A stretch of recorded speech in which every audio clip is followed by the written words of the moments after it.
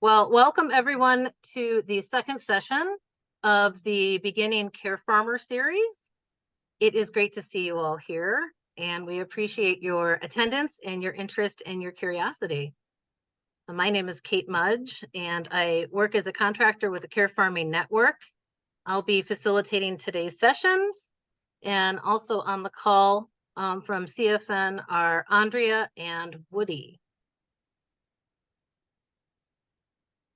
So as we move through today's session on structuring a care farm, you may have some questions that arise. I want to make sure that you know that we have 2 more upcoming sessions in this series. Next week, we're going to be discussing facility and land options. And the week after that, on the 27th, we're going to be discussing how to fund a care farm.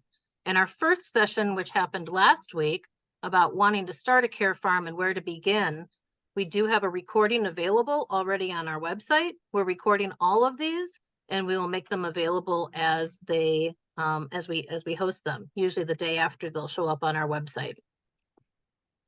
You may also notice that we're focusing these sessions on farms that are located in the Northeast region of the U.S. that serve individuals with intellectual and developmental disabilities. And this is because the Care Farming Network received support from the National Institute of Food and Agriculture through the USDA. And part of our focus is specifically on the Northeast region.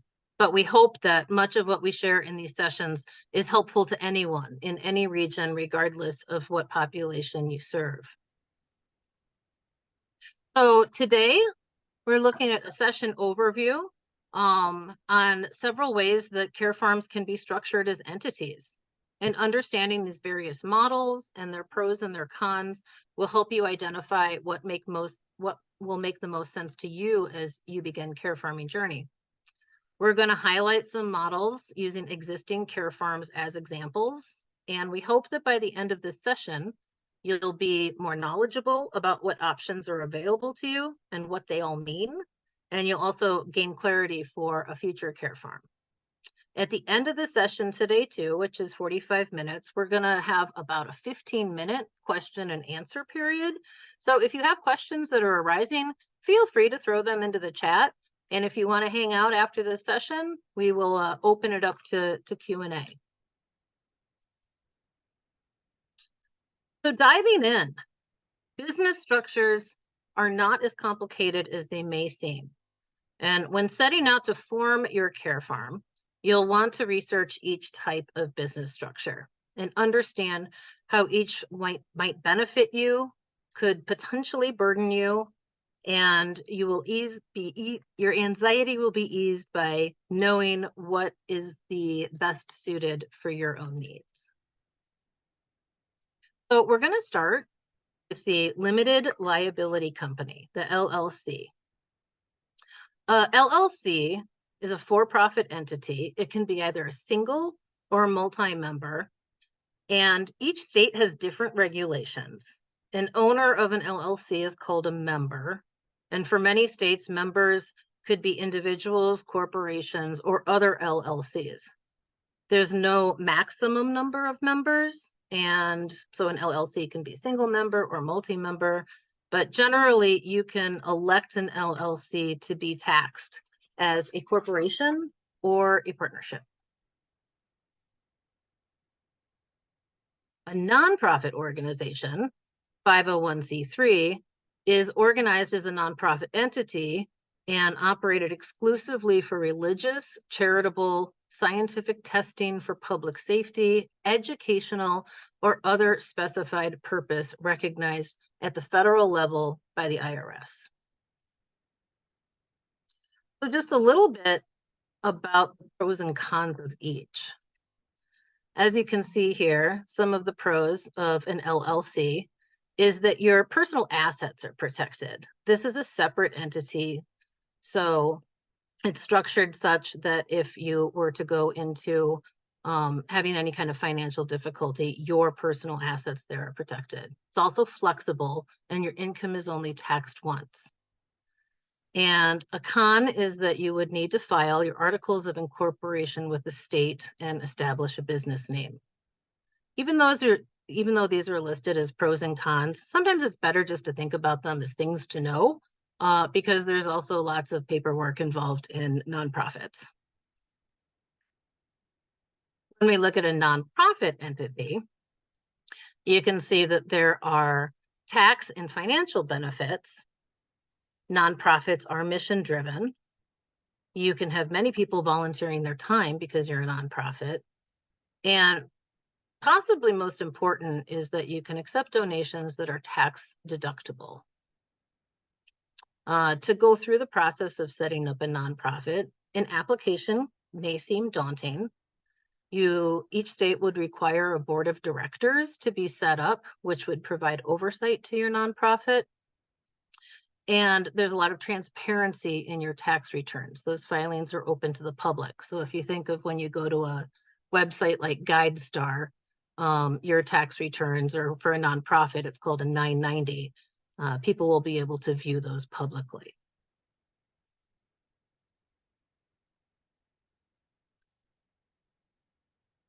Sorry, my computer is not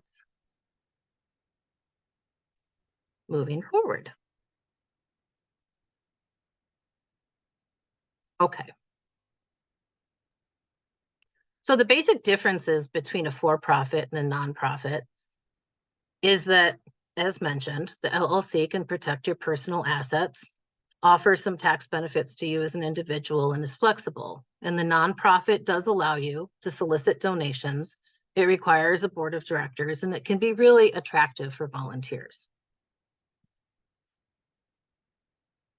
So as this slide shows, it's Care Farming Network's map, and we have listed 220 care farms that we have identified so far in the United States. As you'll see, you can filter the map to show whether a farm is an LLC or a nonprofit, but by and large, most care farms are structured as nonprofits.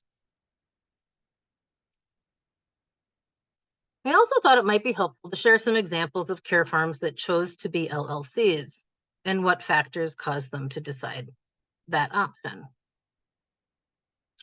So here you can see Jen, who owns Little Otter Flower Farm in Bedford, Virginia. She started her farm for her son, Max, who has autism. And she said here that the unemployment rate among folks with autism is around 80%. They decided to start this family business. And why did they choose an LLC? They did have the resources to start the farm, and they didn't want to deal with some of the regulatory issues associated with a nonprofit because time is costly. So for them, the LLC serves as a pass-through entity, which means that their income on the farm is only taxed once as personal income instead of twice as corporate income, and again on any distributions, so that they can take those dividends and pay their son, Max, to work on the farm. Another example of a farm structured as an LLC is Ohana Farm, a small family-run farm in Willistown, Pennsylvania. And they produce small batch gourmet apple cider and apple butter with the help of some very special folks with special needs. Ohana Farm also chose the LLC model. And today, Christy Gallagher, who's a CPA, who actually helped Ohana Farm with professional advice, is joining our session. And we're really excited that she's going to also be able to answer questions during Q&A, because she helped them at Ohana decide what structure to go with. And you can see that they did an LLC because of the special relationship between their business and the farm. The advice shared there is it's really important to do your homework and to involve a professional, an accountant or an attorney, to advise you. And clearly there's a lot of facets to take into consideration. There in bold, an important consideration is the importance of donations. Will you be soliciting them or not? And that nonprofit status does really open up more opportunities for an organization to solicit non-tax donations. One more example. Blossom is a Chapel Hill-based flower farm and design studio that offers locally grown organic arrangements. And their farm is owned and operated by a young man living with autism. Blossom formed a unique partnership with the Division of Vocational Rehabilitation and their son, Ramey, who co-owns the farm and works alongside 3 social care farmers. As an LLC, they actually used the Kickstarter platform to raise non-taxable donations to purchase a delivery van. So, yep, donations were able to be solicited, but they were non-taxable. So if you've chosen the LLC model, there are a number of steps that you will need to take, all of which are listed here. The Articles of Incorporation are a set of documents filed with a government body to legally document a corporation creation. And these legal documents contain general information about the corporation. All states require an in-state registered agent who is the person signing the agreement. And LLCs also use what's called an operating agreement to reduce the chances of disputes between members.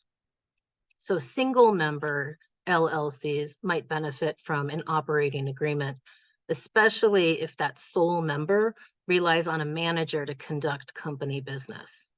Without an LLC agreement, any legal actions against your company will rely on the provisions established by your state's LLC code. So creating a company agreement allows you to have more control over the rules that govern your company's management. So switching back to the nonprofit, we're going to offer you some examples of nonprofit care farms that are in our network. We have Red Wiggler Community Farm, which was founded in 1996 and is located in Germantown, Maryland. And they operate an organic CSA and employ growers with and without disabilities. Woody, who is joining us on the call today, is the executive director, and we asked him, why did you choose nonprofit? And as you can see here, he said that after he raised money from an angel investor, he knew that he would need that additional operating capital. So choosing that nonprofit status was really the best option to allow for those future funding needs. And as it stands now, only 15% of their revenue comes from produce sales. So with 85% being raised through fundraising efforts, that's the rationale there for having a nonprofit structure. Another nonprofit example is a Farm Less Ordinary located in Virginia, and they provide employment and a welcoming community to people with developmental and intellectual disabilities. Founders Maya and Greg decided that they were creating their son's forever home, which would be a farm where he and other adults with developmental disabilities could find paid work, acceptance, and meaning. In 2016, they became a 501c3 nonprofit and began accepting donations. And they began by operating a CSA. They built their own packing and cooling shed and partnered with local organizations to provide fresh produce to 25 low-income families. And in 2020, they actually secured a second farm location. As they say here, that they had a long list of both medium and long-term goals to work towards. So in the meantime, they're focused on realistic and slow growth as they figure out now with the 2 locations who they are and how they can kind of right-size themselves. Another example, Homesteads for Hope, located in New York. They chose to form a 501c3 so they can receive charitable donations and be tax exempt on their property. Jenny, the founder, notes that regardless of what structure you opt for, you should always operate like a business. Your revenues support your mission, so don't assume your status will simply fund your organization. She encourages you to have multiple income streams. And Homesteads for Hope has a unique revenue stream where it charges for various programs, including an on-farm membership, a CSA membership, and participation in its Ready, Set, Grow programs. And Muddy Boots is yet another nonprofit farm whose founders, Tom and Lindsay, began to plan for their 9-year-old son's future. They knew their autistic son, Porter, would need support for the rest of his life, and he'd need a comfortable home where he could be cared for, and he would need access to activities that he enjoyed.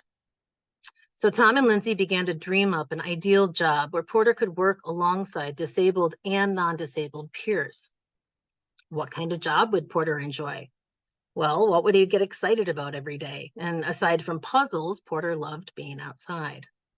He loved engaging in heavy work and getting his boots all muddy. So the real service they're providing is inclusive employment and opportunities for their staff to work, learn, and grow together, and opportunities for their community to interact with their staff through various education, volunteer, and farm sales programs. And last example here of a nonprofit, Cura Personalis. It's a 501c3 nonprofit in Montgomery County, Maryland, which provides pre-vocational and vocational training and meaningful day programming to young adults and transitioning youth with developmental disabilities. Most participants are accompanied by support staff who are funded through the participant's self-directed budget, and individuals can participate 1 to 5 days per week, and the program fee is based on the number of days of participation per week. So the monthly program fee can be paid privately or through participants' self-directed budget as job coaching and training.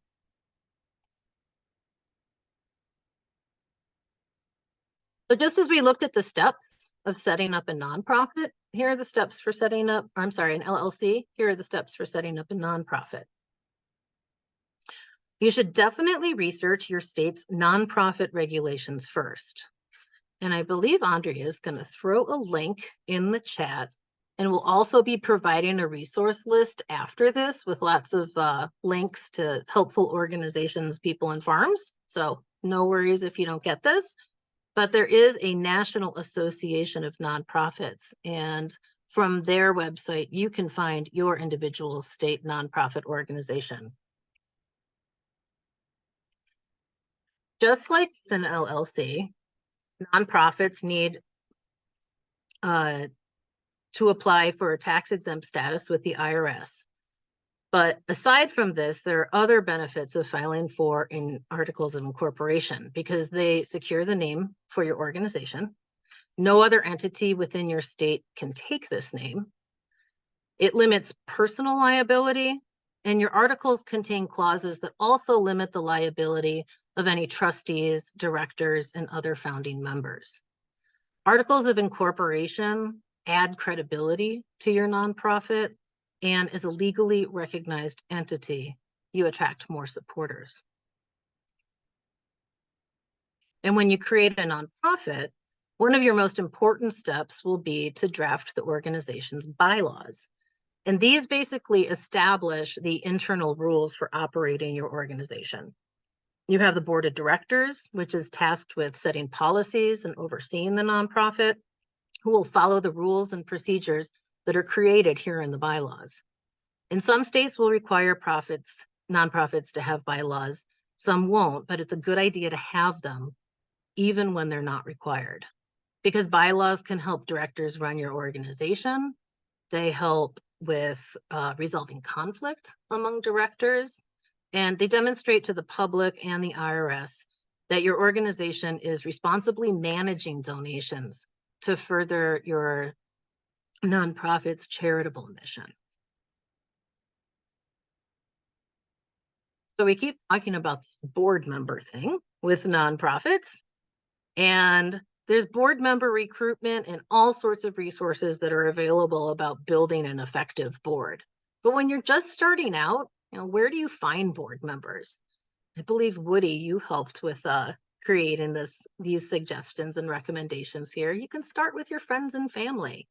And then as your farm gets up and going, you can kind of follow this idea of filling the seats on the bus. You might find that you need people with specific skill sets. Maybe that's somebody who is knowledgeable about legal issues or IT or marketing or fundraising, whatever they might be. But starting with friends and family is a great way of just recruiting board members. So there's also some other alternative models. So you could be an employee at an existing organization and you want to champion a care farm idea. So here we have the story of Langton Green, which is a care farm in Maryland. And it's an example of a provider that developed its care farm. And they started with a business plan to expand their existing day services and supported employment program to include an agricultural property. They envisioned that this farm would provide both an administration facility for day services, but also would provide a significant expansion in programming opportunities focused on vocational training. And most importantly, would provide activities for individuals who were not satisfied with services in a traditional site-based programming. So their initial proposal was produce production, and that they wanted to grow produce and make that available to the 35 homes that the agency operates. And at the same time, they gained the expertise to ultimately develop a traditional CSA program in addition to the produce used directly by their homes. So it took them over a year to get approval to move forward with the property purchase from the board. And then from there, they engaged in mentorships and trainings, and they talked with local county soil conservation district, and that county staff assisted them in providing context for a wide range of the equipment that they would need, which were all invaluable in helping them to get some funding through USDA grants. And then they also began sending their coaches and directors to an annual local agricultural conference. And lastly, they had to add several additional administrative roles to include the implementation of a development department. They needed to work on getting grants and additional donations beyond the initial equipment package. And so they've been really successful in taking this idea of developing the care farm within their organization. They've pursued external funding. They've now got several part-time grant writers and a development manager over the past 10 years.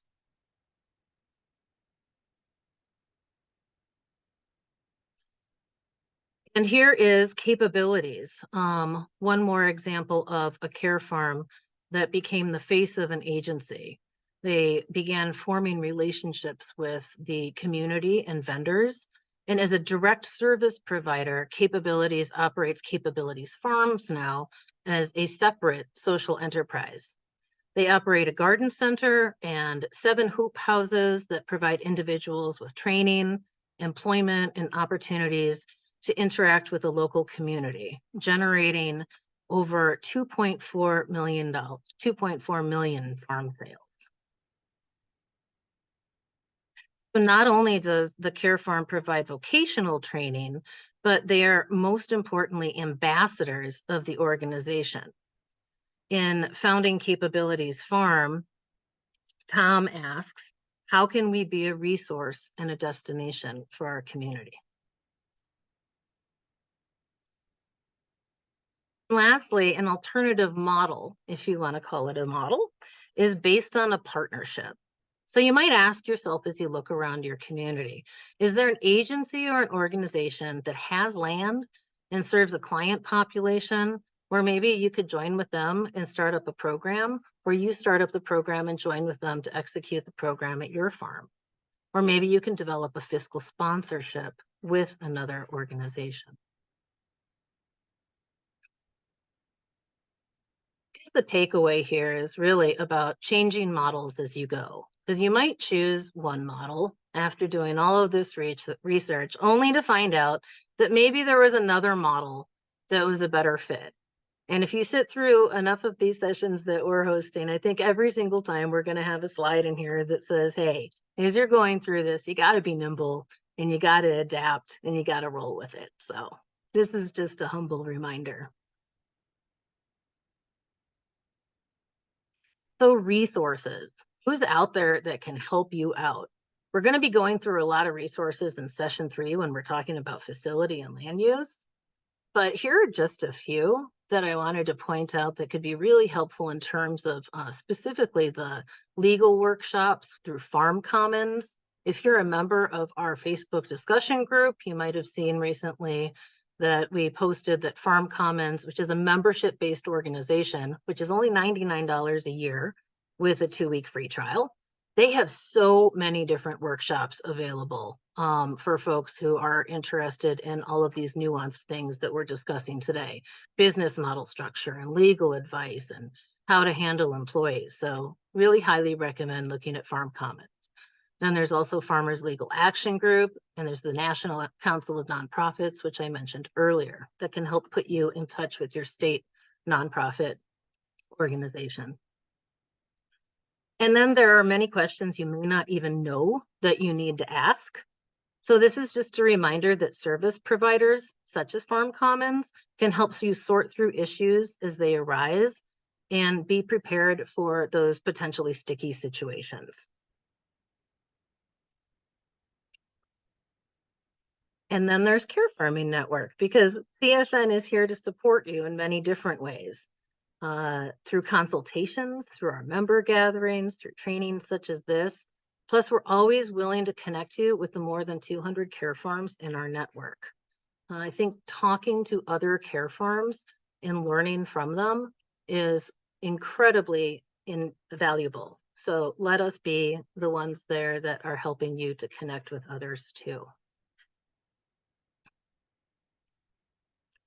So I had talked a little bit about being nimble, and I now want to introduce Gail, who is the owner and operator of Full Pocket Farm in Virginia. We're bringing Gail on today to talk a little bit about Full Pocket because as an established care farmer, she has completely remained nimble and adapted to change. Full Pocket Farm's mission is to inspire and assist neurodiverse people in developing social support, self-reliance, self-determination, and independence through inclusive and meaningful agricultural activities and creative expression. And who better to learn from than other wise women such as Gail? So welcome, Gail. Oops, I think we're not able to hear you. Can we hear you now?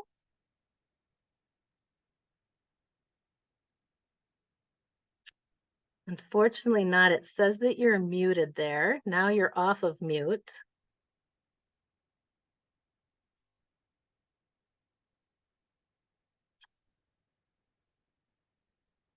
Uh-oh. We're getting the oh no Zoom face from Gail here.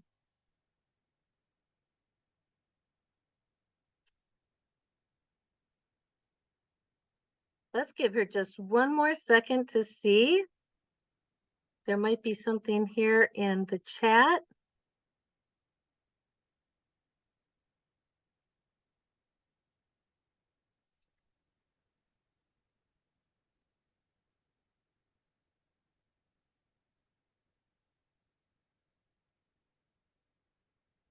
Well, maybe what we'll do here, Gail, since can you give me a nod if you can hear, and if should I just go ahead and we can proceed and maybe come back to you after, if that's okay?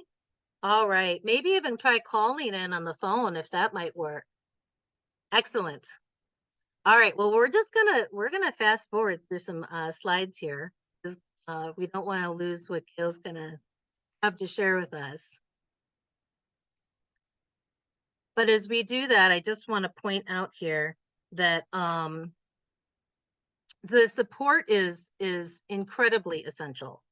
That we, as I mentioned before, having an attorney, having an accountant, leaning on other care farmers, leaning on a care farming network. This is why we exist. This is why we're here with each other, for each other. And this is why service providers are here to help us walk this journey. Gail, did I see maybe that you joined on the phone? I'm still having trouble hearing.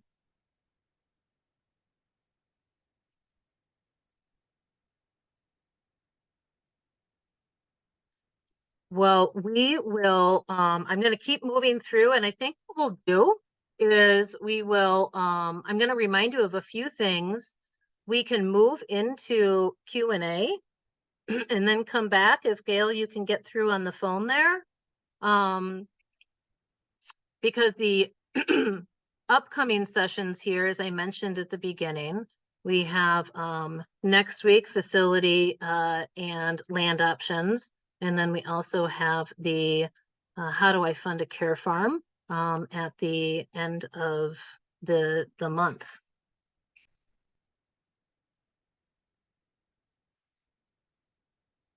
And we do ask you, kindly request that at the end of today's session, if you could complete an evaluation. I think that Andrea is going to throw it in the chat.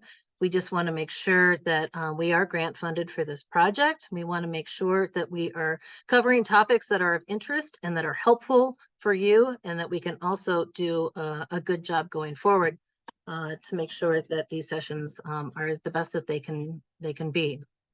So in the chat is a link to that evaluation.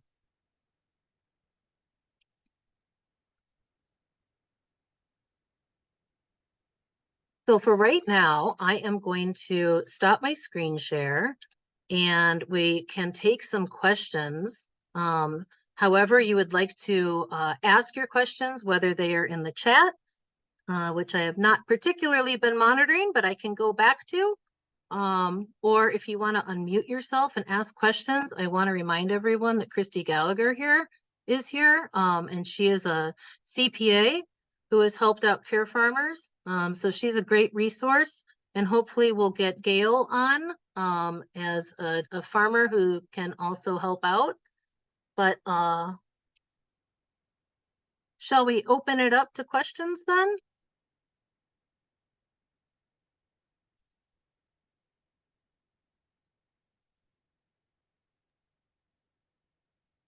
There is a question in the chat that I can take if you'd like. Absolutely, thank you. The question is, what about a for-profit sole proprietorship? Is that a possible option? It is. That is the simplest approach, but it doesn't offer you any protection against your personal assets. So God forbid there's an incident or something happens, all of your assets are exposed. That's why you would typically always do the LLC route. There's not much from a tax perspective. It's a little bit of paperwork, but it offers protection, and that's why you'd want to use the LLC method.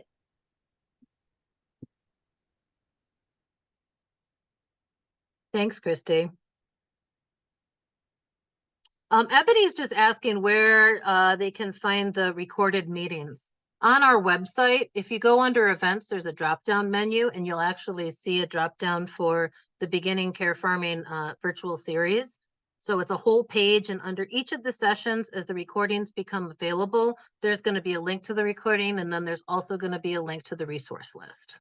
That's where you'll find it.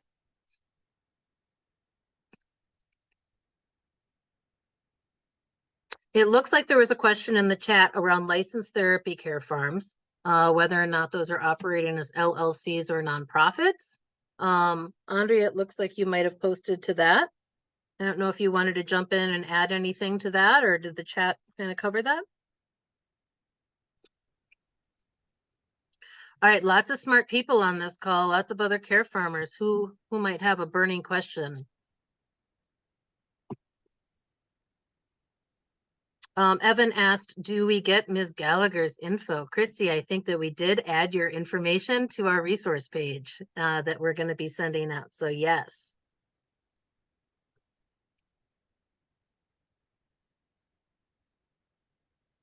I could make a clarification. Oh, go ahead, Kristen. It's a quick question.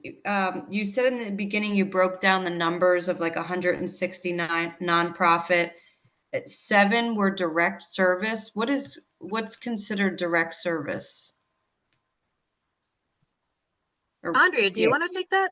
Sure, I will attempt to, and there might be someone else on the call who can answer better, but Usually it's a provider agency that's getting paid directly for their services through the state or federal. So a typical example might be like the ARC.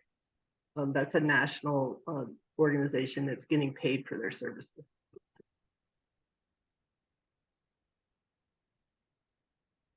Thanks. Langton Green is would be a provider. That was an example in the slides. I was going to clarify that piece of the nonprofit board of directors and family and friends.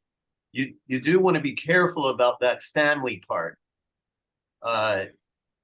And I would also recommend in the bylaws that you make sure you put term limits in. All that paperwork stuff that you put in as a nonprofit, it just puts feathers in your cap. You know, the stronger your bylaws are, your articles, your board of directors, the more likely you're going to win grants and win major donors. Good point, Woody.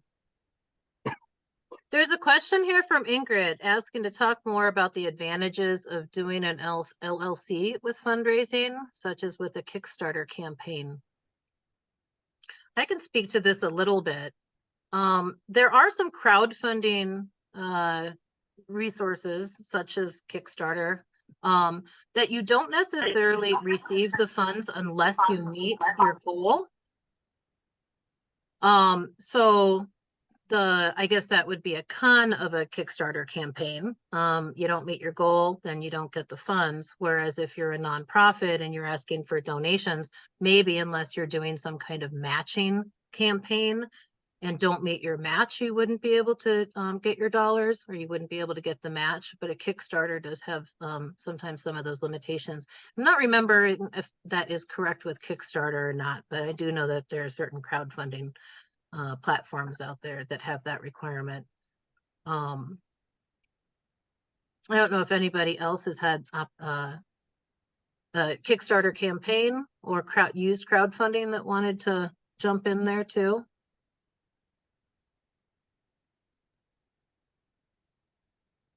Okay. Sally asks, is anyone set up as a social benefit corporation? So when we were preparing this presentation, I think Andrea, you and I sort of talked about that. And we haven't asked that question directly from our members. So we give the option of, are you an LLC or are you a direct care provider or a nonprofit? I'm not aware of anybody doing the social benefit corporation. It is an option. And Christy, I don't know if you wanted to share at all about kind of how that is structured. That's really not something that I've run into. Yeah. That's They not. do tend to be for much larger organizations that have kind of a social driven mission, but are operating as for-profit entities. So I guess I would leave that to people that can speak to it a little bit more, and it is kind of a niche area. And Ingrid asks, can a for-profit decide to turn into a nonprofit? An answer is yes. I mean, you could dissolve your LLC, you could start a nonprofit organization.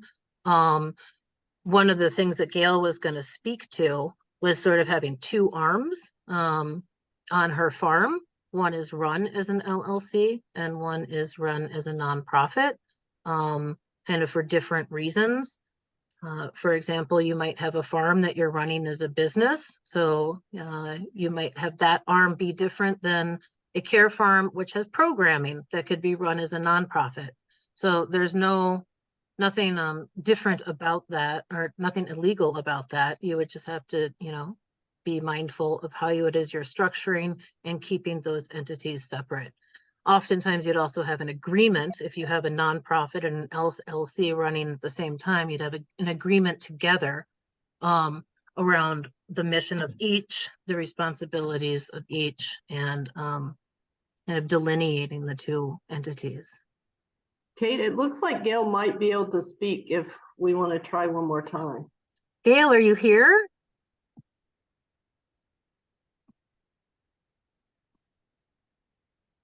Mm, Can you hear me now? We can hear you. Oh, hallelujah. Oh my gosh. I'm so sorry. So No. I'm on my phone, so you won't be able to see me, but that's, you know, and I even took a Yeah. shower. So No problem. Gail, let me go back to sharing the screen and Okay. pull up the slides so you can watch the slide presentation still, yes? all right, that sounds great. All right. Let me back out.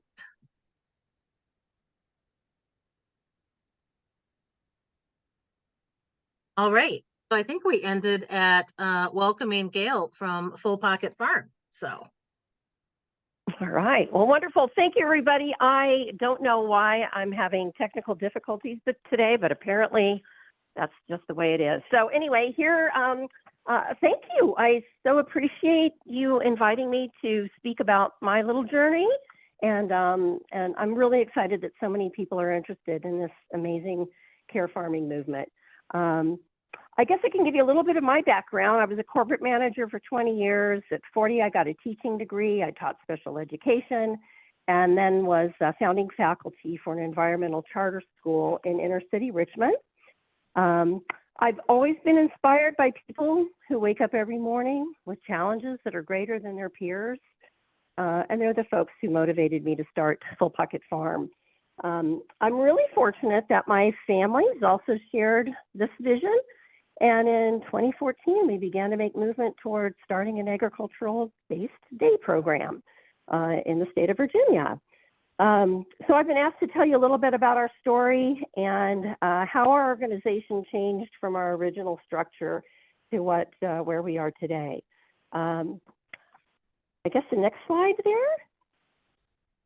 got it. So requirements that we had for our day support program included a place for us to live, as this would be our multi-generational family home. We wanted some buildings, preferably, with some power, cleared land, things that were already on the site to kind of keep expenses down. And we also, it was important when we selected our site that there was a need for a day support program in the area. And that's really where we were putting our focus, is the day support program.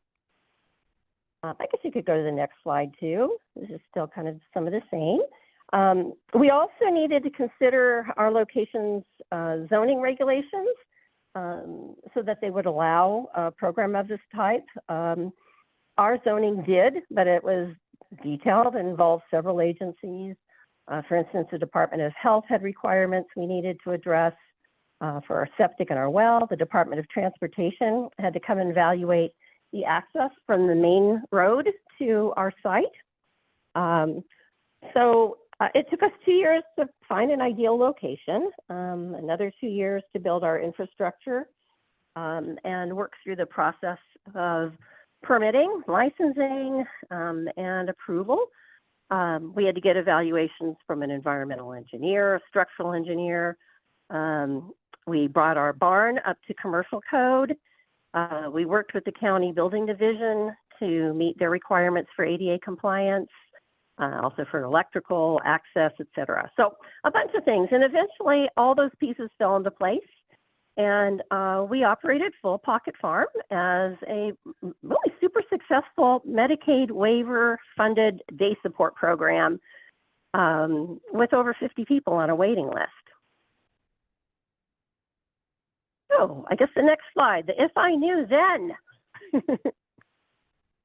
So we started as an LLC, and a big consideration for our program, in my opinion, was that transportation in any area, but especially a rural area, is a big issue for folks.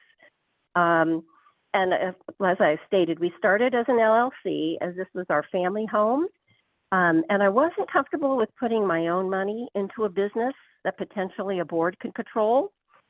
And then as you hear in a bit, my story may have gone in a different direction, or a 501c3 may have been a better option. I'm still thinking about that, but I tend to think ahead as opposed to looking at what I may have done differently in the past. But so I guess on that, the next slide you can probably go on. Okay. As you go on this journey, I think it's more than just opening doors and doing good. In any direction, there's going to be tons of paperwork that you have to be consistently on top of. If you're licensed by your state, there's a lot of oversight and audits. If you miss a government filing deadline or a payment, that can kind of put you out of business. So I'll echo others that no matter how you choose to organize your program, you need to make sure you run it as a serious business. And I guess is that the next slide for advice from Gail? Yep. And forgive me if I'm long-winded. If we were standing in my flower field having a chat, we'd go on for days. So I'm trying to put a lot of information just in a small amount of time. But again, as we all are in this field, we're always amenable to talking to people more. So here's a little bit of it. As our story continued, we loved our day support program. We were at participant capacity almost immediately. We had a bunch of support from our local community services board. Prior to our state licensing, I gave presentations to case managers. We held several open house events and introduced people to our program. So there was a lot of interest. Our day support program was funded by Medicaid waiver. So in theory, there was a steady income stream, and that was attractive to us when we were getting started. Those who had the waiver attended at no cost to them because it was paid for by the state, by Medicaid, but we also accepted private pay at the comparable Medicaid rate. The parameters of a Medicaid-funded program, and if you go an LLC route, I don't know that a nonprofit, a nonprofit can also accept Medicaid payments as well. There's a lot of annual and quarterly plan writing, Medicaid process for billing. There's daily progress reports, meetings to attend. Nothing is necessarily hard, just very time consuming. So in our journey, eventually we realized in order to be fiscally sustainable, we were going to need to expand. And that would require more heated and air-conditioned spaces in our farm environment. And the cost was just too prohibitive. So we knew something needed to change. During COVID, I had started a 501c3, arm of Full Pocket Farm as a nonprofit, Friends of Full Pocket Farm, that would help complement our farm's mission. So what we did is after we decided to close our day support program in June of 2022, we pivoted to a workshop model. And this helped really helped transition our day support participants into still being a part of Full Pocket Farm, because the idea of abandoning them through the day support closure was something we really didn't want to live with. So we opened up a workshop model, and that has proven to be a winner. In summer 2022, we had 10 workshops. We had over 200 new people come to the farm to experience social and educational opportunities, and we've just wrapped up our second year with even more people being able to experience the farm. The good thing about our workshops, too, is our workshops were free. They were funded by the few little contributions we had to our 501c3. And the workshops have also kind of provided, in my mind, a little bit of marketing collateral. Now that we feel that we actually are providing a great service to our community, it's going to be easier for me to take Woody's advice to go out and ask people for money. because we now have, I got pictures to show people and I have a story to tell about how we are benefiting the community at no charge to many different populations. So we hope that that will really help with that. Another thing we did to pivot, part of our pivot, is we used the license that we had for our day support to transition to a group home. So we have a small group, farm-based group home here on the farm. We also grow succulents at the farm, and twice a year, folks that have been part of our program come on back and they prep the succulents, they propagate them, and then they have the experience of being at 2 plant sales that we do per year at a local botanical garden. And that money all goes into the 501c3. And then we also host a lot of field trip experiences for local students. We partner with other agencies for different adventures like fishing or going on James River floats. And then in the past, we've had all sorts of social events out here, a fall carnival, fall festival, outdoor movie nights, a beach party. We made a float for a local parade, and those all involve the community at large. So in 2024, we're going to be partnering to conduct some agricultural skill building experiences and provide employment opportunities. So in a nutshell, my advice is to make a plan, contact the resources the network has provided, start working on what you'll need to be successful, the training that you'll need, visit other farms, what kind of tools you need, integrating universal design and the tools that you purchase, kind of figure out who your participant profile is. That helped us, although many of the people who joined our day program did not fit that profile at all. I thought, the terrain that we have at the farm might be conducive to a wheelchair user, but I was proved wrong very quickly. Be tenacious. If somebody tells you no, ask them what it takes to get a yes. I had to do that a lot in dealing with government agencies. And also be open to things not happening the way you thought they would. No knowledge is wasted. So all the mistakes that you may make along the way, it's knowledge that you've got, and it's not wasted. Because you never know, there's going to be a lot of amazingness just around the corner. So, Thank you, Gail. Hopefully I didn't go over in time. And again, I apologize for the technical stuff. So, Hey, it all worked out. I'm really glad we got to hear your story. And I'm going to stop the screen share here. Choosing Gail to present today was a choice made because, as you see, she just really was able to pivot to come up with some really unique models that fit her wishes, her family's wishes, the farm's wishes. So if anybody has any questions for Gail, we have a few minutes here before we're wrapping up. So I have a question about the engineering, permitting, and legal aspect of all of this. And I'm sure people have a million different experiences of this. Did you pay out of pocket for those services, or did you find someone who was willing to donate their time and expertise or give you a discount because of the farm's mission? That's a great question. Yes, we did pay out of pocket. However, a couple people along the way, when we told them what our vision was, were very supportive. The environmental engineer who came out and looked at our site did give me a pretty substantial discount, which was really nice.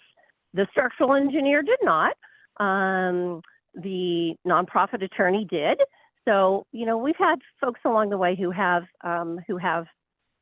that's a great question to ask. Anybody who's going to do any work for you, see if you can get a discount because you're doing good for the world. Absolutely. Any other questions for Gail or for Christy, who's still on?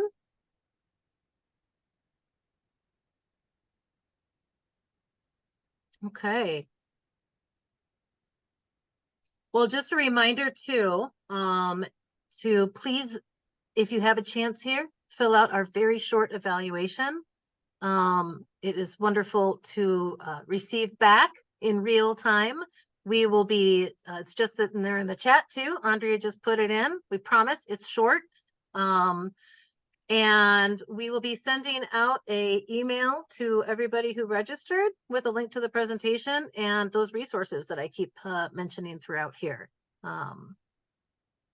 Join us for the next 2 sessions. I think a lot of stuff, even that was touched on here, you're going to be hearing a lot more, particularly in session 3. And thank you again for joining us. Thank you to Christy for your support and expertise. And Gail, thank you too. I'm glad we got the technology snafu figured out. Yeah, thank you. All right. Have a wonderful week, everyone. Thanks for your time. Thank you.